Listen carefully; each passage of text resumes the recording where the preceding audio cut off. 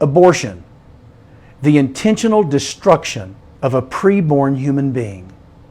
In other words, the murder of a baby in their mother's womb. Abortion has been legitimized in our state for the past 44 years. In Oklahoma, we have 4 freestanding abortion mills. These are horrible places where some 20 babies are killed every business day. Think about it. That's over 5,500 babies murdered every year. Tragically, some 250,000 preborn Oklahomans have been deprived of their right to life since the U.S. Supreme Court legitimized the slaughter in 1973. And that's not even counting those killed by various abortifacient drugs and devices. Yet Oklahoma is considered a pro-life state. In fact, many national pro-life organizations consider Oklahoma the most pro-life state in the Union.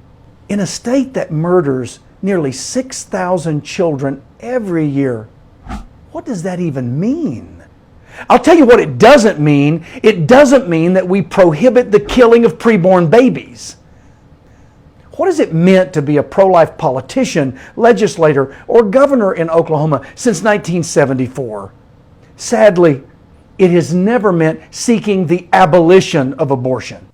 Now, certainly, pro-life bills are proposed in our state every year, and many of them are passed and signed into law, but all of them are aimed at regulating abortion, not ending it. For example, pro-lifers have passed laws requiring that a mother must wait 72 hours before she has her baby killed, that she has 20 weeks to make the decision to kill her baby. Pro-life legislators have passed laws requiring the abortionist to perform an ultrasound, which the mother may choose to look at or not. Laws requiring that a mother be given a chance to listen to her baby's heartbeat before she consents to stopping it. Laws allowing a baby's body to be ripped into parts, of course, just as long as those parts are not sold. And laws that allow the baby's body to be dismembered as long as the instrument used does not employ the convergence of 2 levers. Even though all of these laws may have reduced the number of preborn babies being murdered, in the end, they really only spell out the requirements for killing a preborn baby. They do not prevent the murder. Every one of these pro-life laws affirms that abortion is legal, treat it as an acceptable choice, and seek to regulate the practice. You know, if you think about it, these laws are basically pro-choice. Not one of them abolishes it. Think about it like this. Imagine abortion as a tree that has been freely growing in our culture for 44 years. Now, let's say that the branches represent the various methods of murder we have devised. Pro-life politicians have taken shears and they've pruned the branches from time to time, but they have never even tried chopping it down. The result is a well-regulated abortion industry that thrives in our state, while politicians, of course, court the pro-life voters by boasting about the number of branches they have trimmed. And tragically, as this abortion tree continues to grow, we get to wear the moniker most pro-life state in the Union. Our state government has historically been dominated by pro-lifers. We've had pro-life governors, pro-life attorney generals, pro-lifers in practically every statewide office. We've had pro-life majorities in both the House and the Senate. But has this extremely pro-life government ever actually attempted to end abortion? No!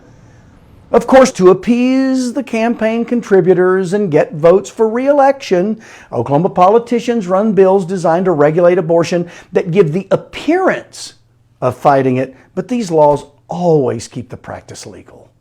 The one thing most of these pro-life politicians will not do is call for the complete abolition of abortion.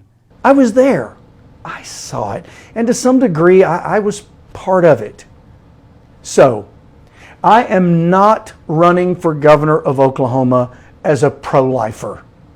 I am not running to regulate abortion. I am running to abolish it. If elected, I will do everything in my power to bring this evil to an end and take executive action to ensure that all Oklahomans are equally protected, including the preborn. I will disregard any unjust rulings or perversions of the U.S. Constitution that claim there is a right to murder preborn human beings in the womb. Now, some are going to ask, well, what about the Supreme Court of the United States? My response is, this is Oklahoma. Ignore them. When the courts are wrong, they should be ignored.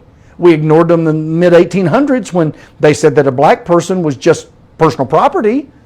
And we should have. They were wrong. The courts are often wrong. They're wrong now. They are not God. Presently, numerous states across our union are ignoring various federal laws, and Washington, D.C. doesn't seem to be all that concerned about that. Friends, children are being murdered in our state. Is that not cause enough to take a bold stand and say no? We must put down the shears, pick up the axe, and lay it to the root. We must stop regulating murder in our state. It is time to abolish human abortion in Oklahoma.